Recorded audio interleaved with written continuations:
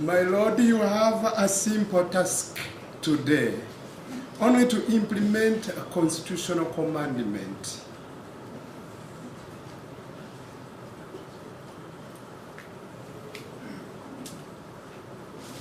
Which is provided for under Article 23, Clause 6, C. My Lord, the provision is in respect of actual bail.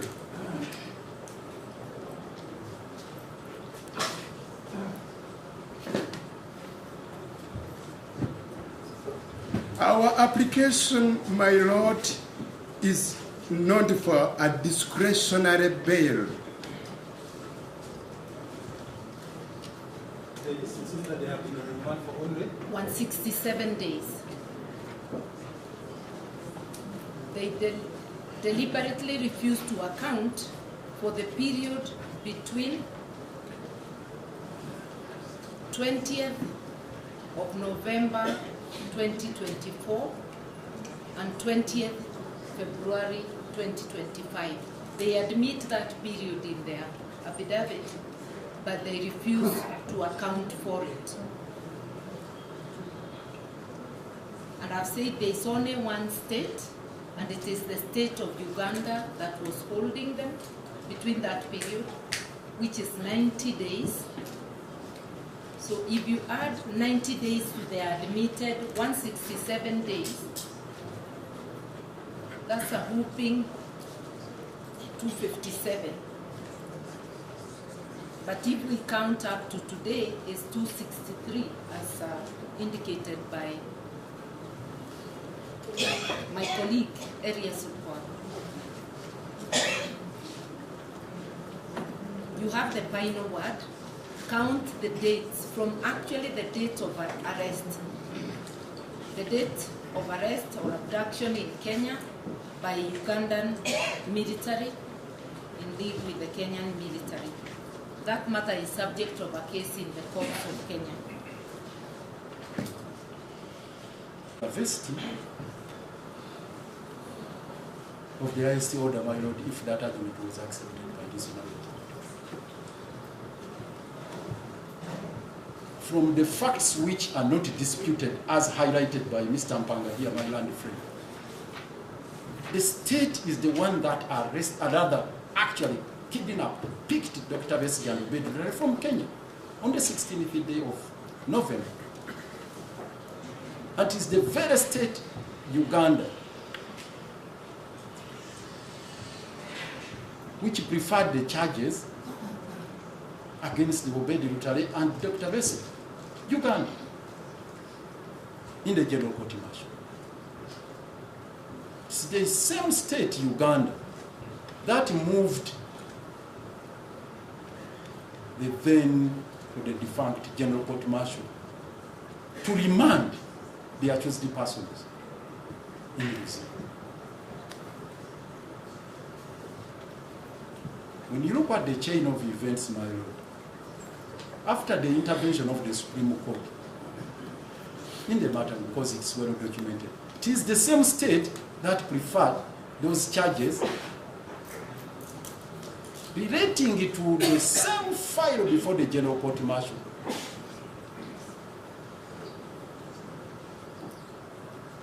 On the same set of facts which are before you. Same set of facts, same allegations. Even the particulars are all the same.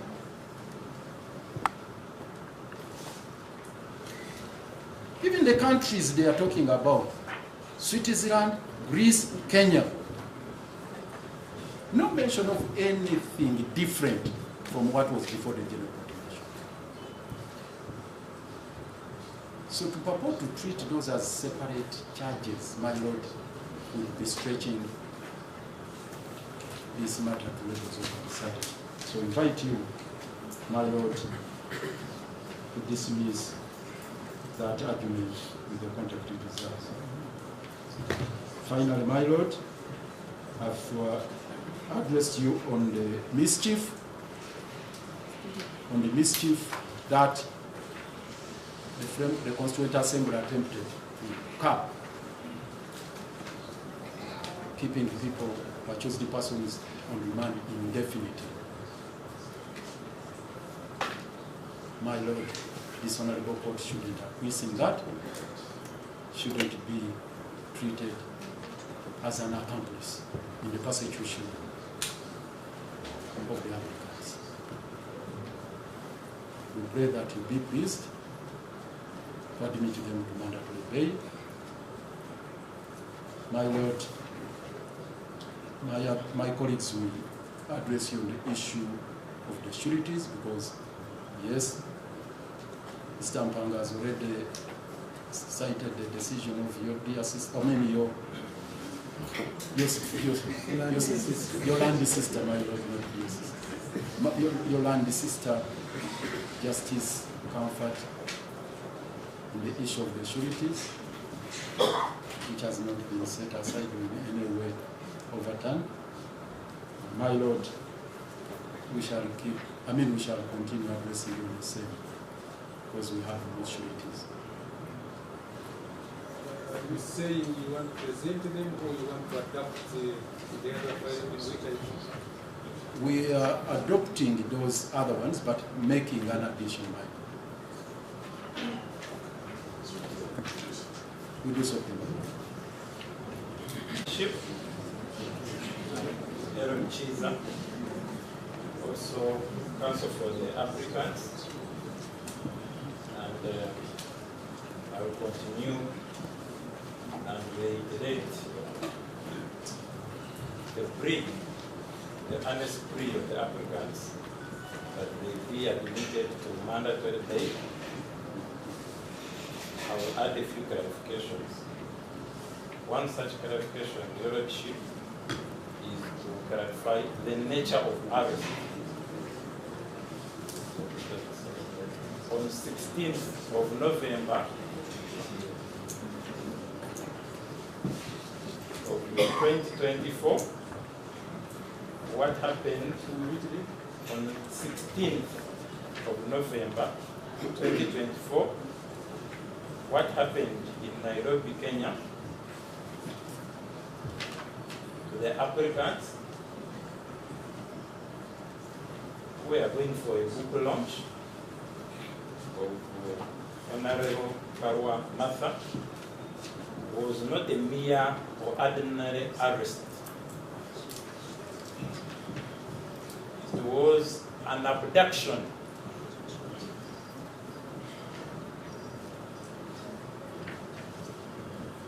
So before you, Your Lordship, are victims of abduction.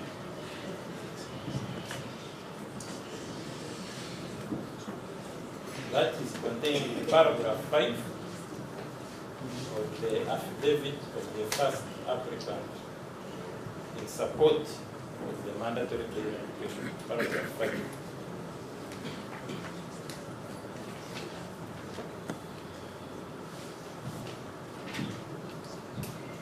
Your Lordship, before they were remanded and following their abduction from the foreign capital, they were subjected to incommunicado military detention. They were subjected to incommunicado military detention at the Machinye military barracks in Kampala, Uganda.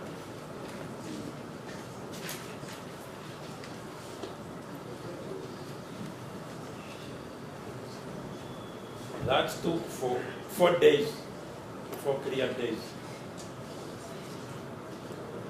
And you are in between 16th of November to 20th of November the same year, 2024.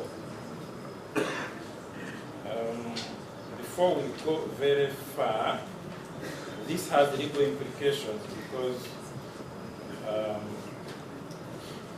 first of all, incommunicado detention is unconstitutional and is a violation of personal liberty. That Article 23, 6 protects. But even more poignantly, Your Lordship, according to our law and specifically the second schedule of the 2012 Prohibition and Prevention of Torture Act, Item 2, subparagraph 3, incommunicado detention is a form of mental or psychological torture.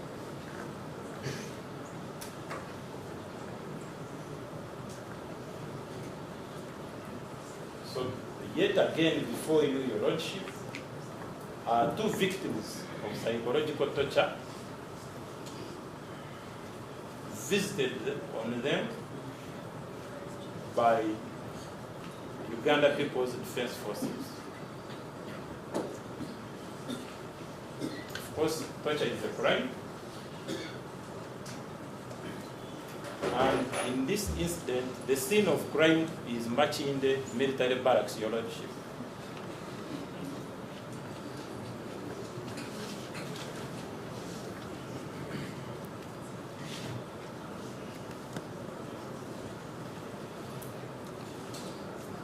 So after enduring torture and abduction, as I have adumbrated above, on the 20th of November 2024, the applicants before you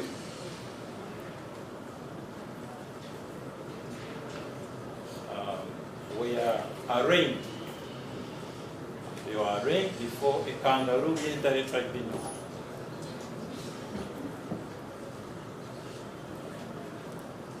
They were arraigned before a kangaroo military tribunal. That military tribunal was at Machinga. It is like 1 kilometer away from the scene of crime of incommunicado, torturous incommunicado detention.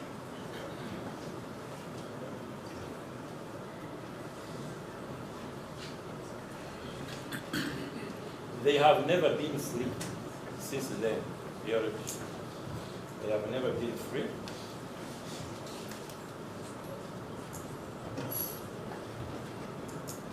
And that's why they are coming before you.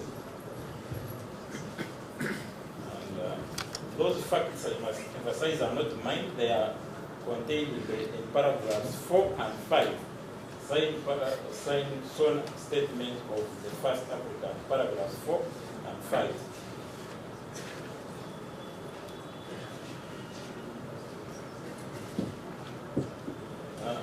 Your Honor, the duty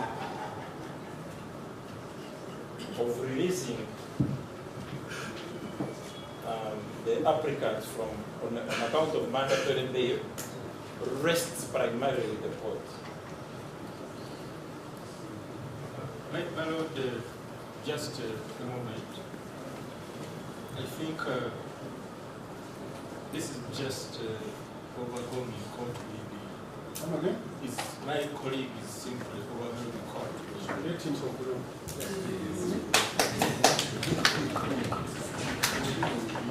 You have the reply, the right to reply. Go ahead. Most of that. So, before I was rudely interrupted, Your Lordship, by the cantankerous Richard Birvumbuka, I was developing the thought, the fact that even if the applicant has not applied, even if the applicant has actually not applied, that's not a prerequisite for mandatory bail. The application for mandatory bail is not a prerequisite for mandatory bail. The prerequisite for mandatory bail is the effluxion. The effluxion of 180 days for capital offences. It's not an application. It behoves the judiciary, but specifically the trial magistrate, one, to count the days, to be aware of how many days the accused before that person has spent on remand, and as soon as they clock 180 days in the case of capital offences, pursuant to section 76 that has already been alluded to of the Magistrates Court Act, the magistrate can simply release.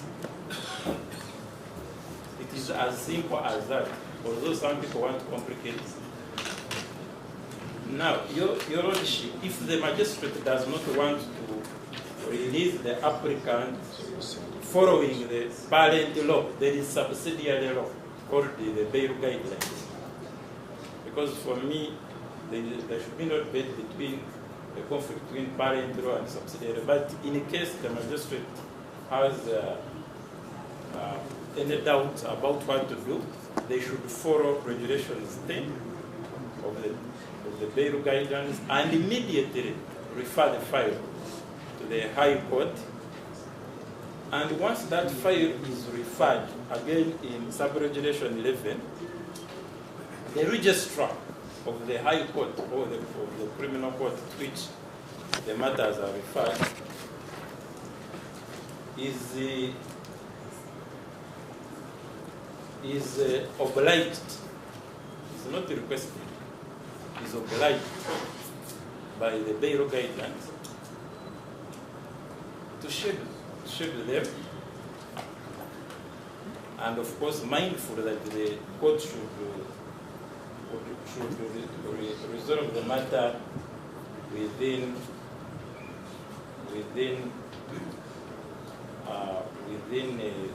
30 days. The reason the magistrate is assumed to know the remand days because every remand, Your Lordship, happens under the remand warrant. Every remand happens under the remand warrant of a judicial officer and before committal, specifically of the magistrate.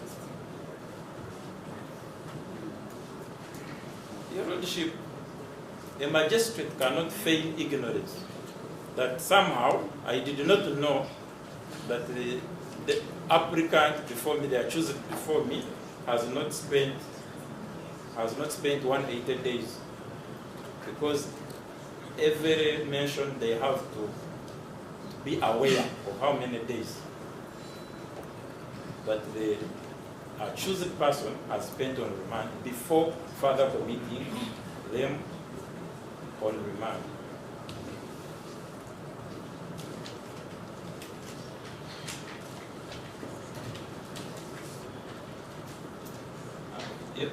Your Honor, it is the argument of the state that they are about chance.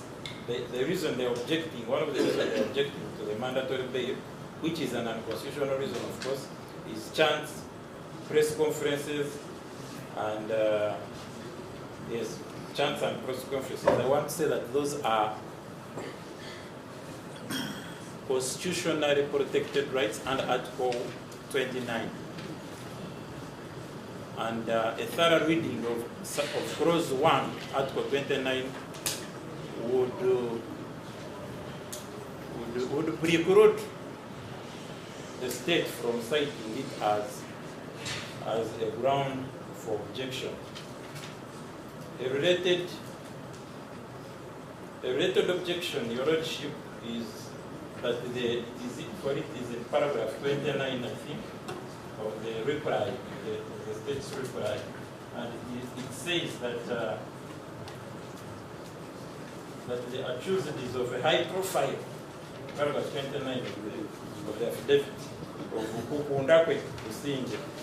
The reason is that the accused are high profile, influential, and command a big following. Your Lordship, few statements are astounding as this in the journey of a legal profession.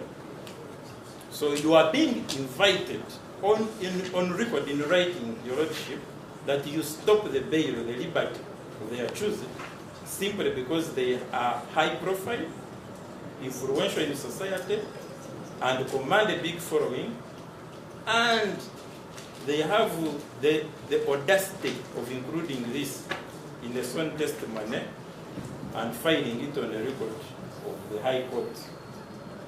Your Lordship, high profile, popularity is not a ground for denial of liberty, even if it were not mandatory bail. I think it is irregular for the state to be envious of the accused. The point of liberty has been succinctly clarified, but one of the fundamental points of mandatory bail is actually to stop trial without detention. Detention without trial. And these are not my own words, Your Lordship. These are the words of the Constitution. And the Constitution adumbrates them in Article 43. The twin purpose is prevention of political persecution. Again, Article 43 succinctly and expressly outlines that.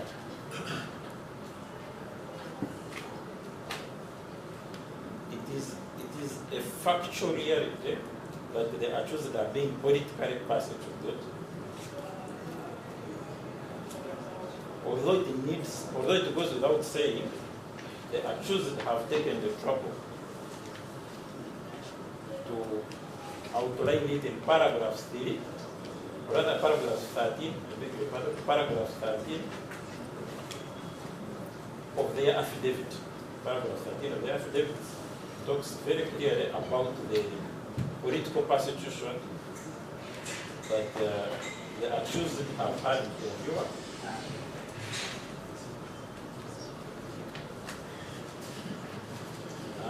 Lordship, I will end by clarifying the issue of mandatory bail, especially the fact that I want to clarify, there was a transfer of charges. This followed a Supreme Court decision. And unless the state is saying that it defied the Supreme Court decision, and it did not transfer the charges, but of course, the facts would betray them.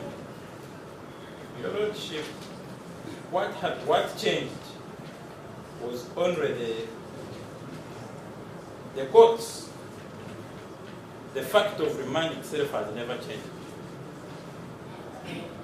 Howsoever framed, the charges that were in the court martial are still here by order of the Constitutional Court.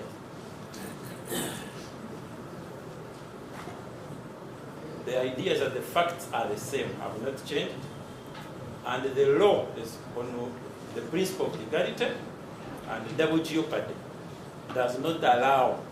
It's not even that the state can now introduce new facts. The law on the principle of legality and prohibition of double jeopardy that's contained in Article 28 of the Constitution on fair hearing does not allow twisting facts so that on the basis of the same fact you bring a multiple of charges, you keep tinkering with the legal nature of charges while you're using the same fact. That is not allowed. And in any event, it would have been prohibited by the order, express order of the Constitutional Court.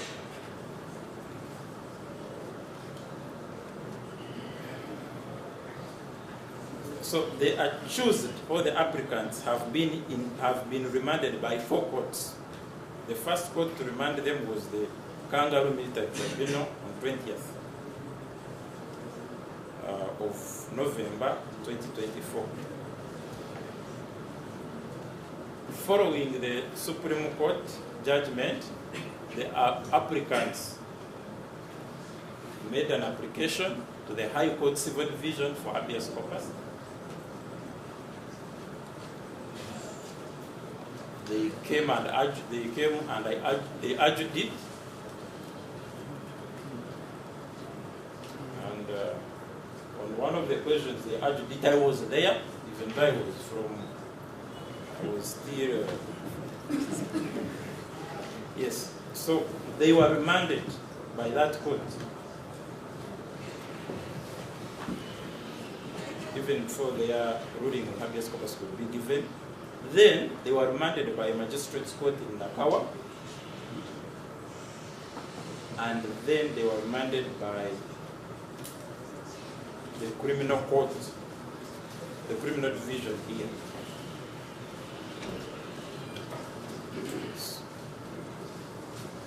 That is just for clarity. Most of that, I will leave the floor to my colleagues to address our issues.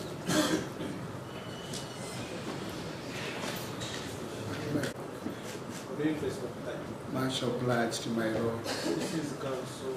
Luyimbazi Nalukola.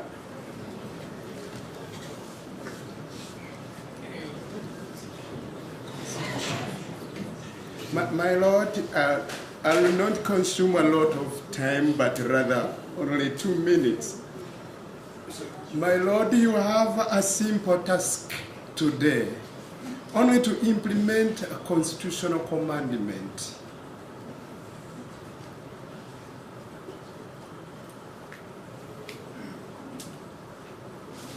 Which is provided for under Article 23, Clause 6, C. My lord, the provision is in respect of actual bail.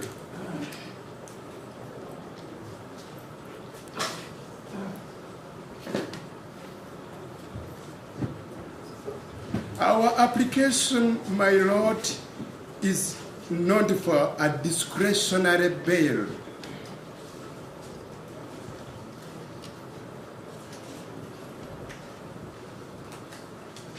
And indeed, my lord, the bail we are seeking, today the applicants are not here for a right to apply for bail.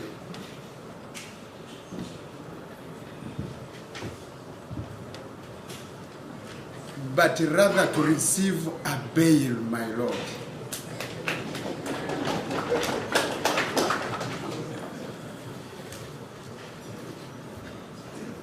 That provision was deliberate and intentional by the framers of the Constitution of 1995. Deliberate and intentional. It was premised on, among others,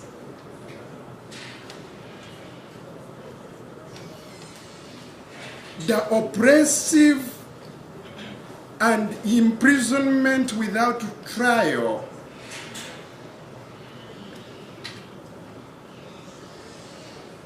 which was characterized, I beg your pardon, which characterized our political history, my lord.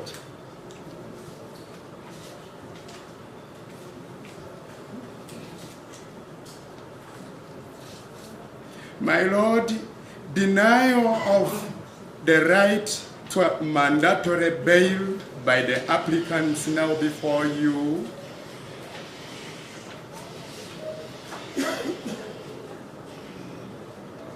will be so detrimental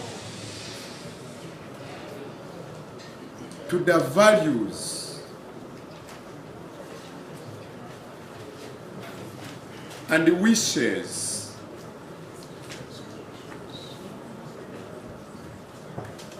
the framers of the 1995 Constitution intended to achieve, my Lord. My Lord, I invite you, my Lord, to stand tall over the unsubstantiated allegations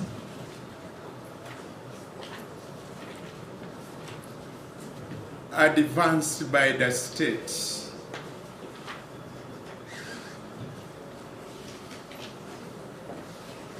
To persuade you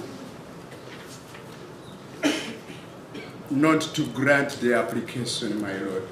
My Lord, I beg to rest.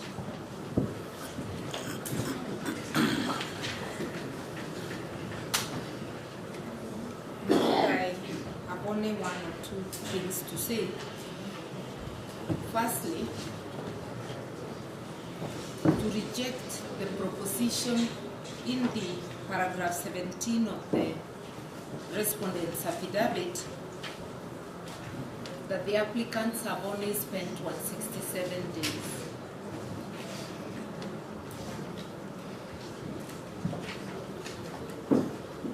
We just want to emphasize that there is only one state, and that is the state of Uganda. And States they have been on, it seems that they have been on remand for only 167 days. They deliberately refused to account for the period between 20th of November 2024 and 20th February 2025. They admit that period in their affidavit, but they refuse to account for it. And I've said there's only one state, and it is the state of Uganda that was holding them between that period, which is 90 days. So if you add 90 days to the admitted 167 days, that's a whooping 257. But if we count up to today, it's 263, as indicated by my colleague, Arias Ukwa. You have the final word. Count the dates from actually the date of arrest. The date of arrest or abduction in Kenya by Ugandan military, in league with the Kenyan military. That matter is subject of a case in the courts of Kenya. The other point, you have been told that the applicants, the first applicant, has been in many cases.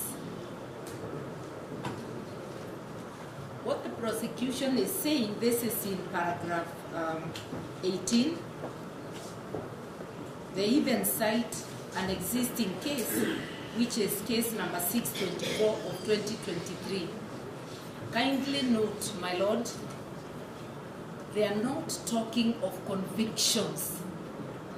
They are talking of prosecutions they have mounted against him without securing a single conviction.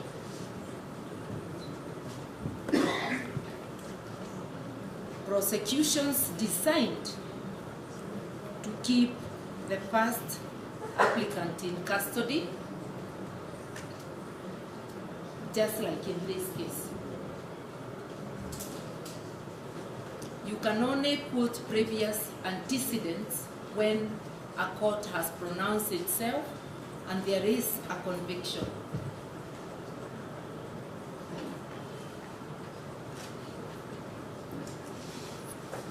For the case that is pending before the Nakawa Court, 624 of 2023 criminal case, the prosecution cannot have their cake and eat it.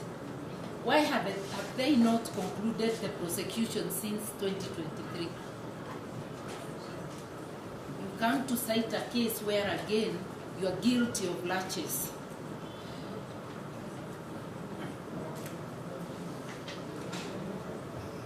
the associates who are accused of singing are not named, nor are tapes of what he finds, the music that he finds not good, not so melodious to his ears.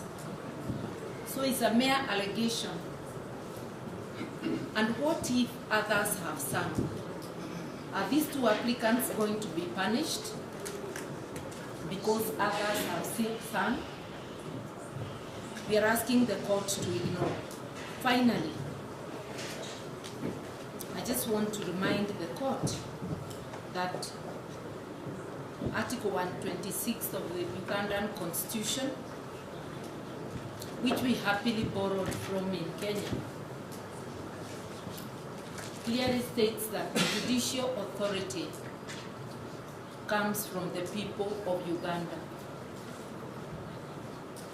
And it is to be exercised in accordance with the Constitution, which has been amply cited to you by my worthy colleagues who have elaborated on the law applicable in this case. The Constitution also clearly states that it is the supreme law of the land. So I'm most respectfully telling the court that it has no option but to grant bail on terms, such terms as are reasonable, especially because the prosecution, as per the affidavits, have no compelling reason why the court should not. Before I hand over to my colleague, Mr. Kalibara, to talk about the sureties, I want to seek the court's indulgence. I came a few minutes late because we came on a day flight. I'm also seeking to leave now because I'm on a flight to Nairobi at 4:30 because I have a funeral to attend tomorrow. So I seek the court's indulgence. I'll be leaving, but I'm comfortable that I'm leaving to a team that has performed so well and continues to explain what about okay.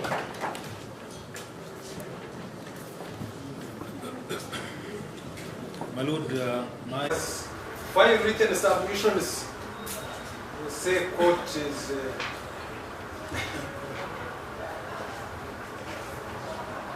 other words, I'm saying I had debated tell you all of you five written submissions after identifying sureties, but I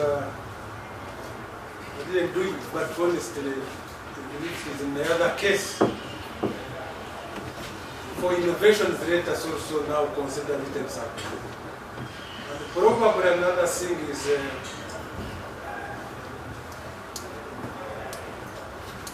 I wish we had agreed on the time frame for each lawyer that you submit within 5 minutes. But when we say that, you say court is squeezing us. But we can't be here for the whole thing. And probably now, after the whole day, we'll say the judge should deliver the ruling. Immediately. Council Karibara proceed. Alfred is actually saying even he can't be a surety. He's not fit. I'm surprised.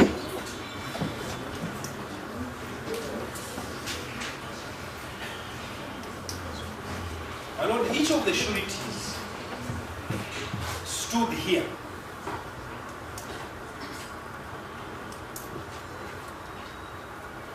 The court had no questions for them. Manfred had no questions for them. He was satisfied with whatever was presented.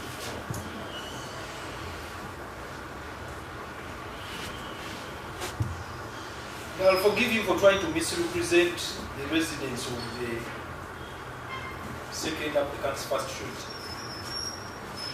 It is Chisigula zone. He read Chisugu. I don't know why.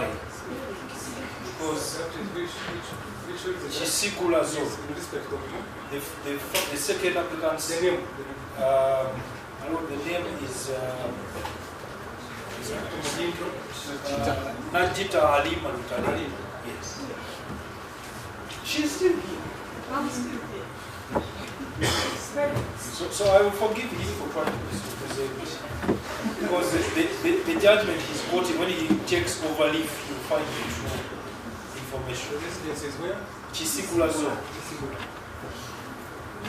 Chisigula village, cell, Mutumbe ward, and so on. The details, my lord, are available.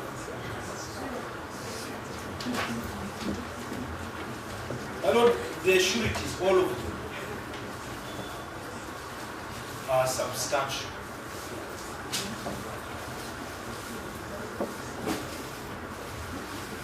They have been found so in their personal capacity,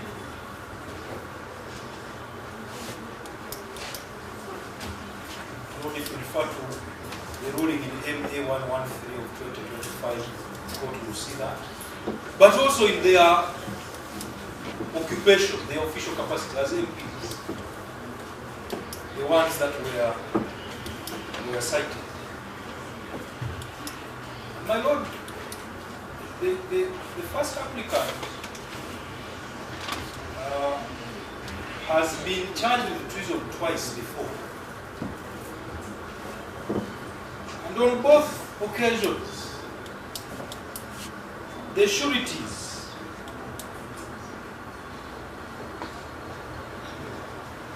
were members of parliament. The first one was the Honorable John K. Muchamuzi, he is even here. The Honorable Yaruhanga Charles, the Honorable Chibirike Muhammad Mayanja, and the Honorable Odonga. That was in 2005. At that time, he was even the president of Uganda. In 2016, his sureties were retired Major General Mugisha Muntu, I also saw him. He has stepped out. The Honorable Roland Mukume. Here. The Honorable Joyce Sebugwao. At that time. And the Honorable Nagala are all members of the party, which the first applicant was president of and presidential candidate for. So this idea that somehow MPs are beholden to him and not enforce appearance has absolutely no basis. And the documentation I refer to for both bail applications is attached to the affidavit. The first